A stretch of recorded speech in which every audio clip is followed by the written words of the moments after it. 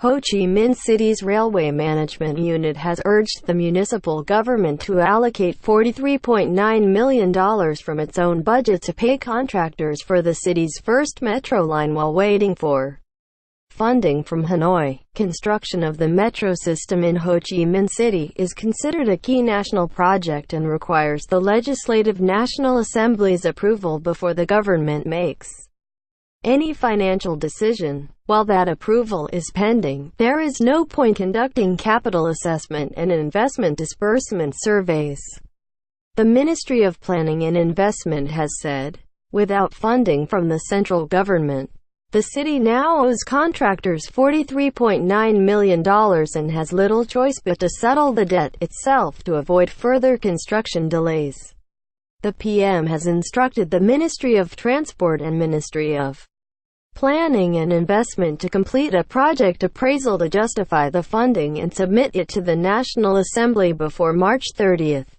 This is not the first time Ho Chi Minh City has been forced to use its own budget for construction of the metro line. In 2016 and 2017, the city had to make 3 prepayments worth a total of $101 million, 2.3 trillion Vietnamese dongs, due to lack of government funding.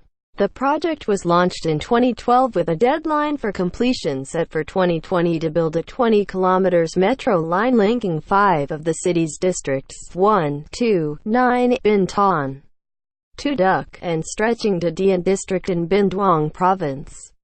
Around 50% of the project has been completed, but with its constant thirst for investment, it remains unclear whether the deadline will be met.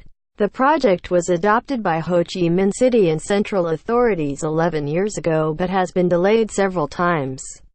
Failure to settle financial liabilities could pose serious threats to Ho Chi Minh City, including potential lawsuits and loss of reputation, said a leader responsible for railway management in the city. Ho Chi Minh City, the country's biggest city with a population of 13 million, has been struggling to deal with worsening traffic congestion for years.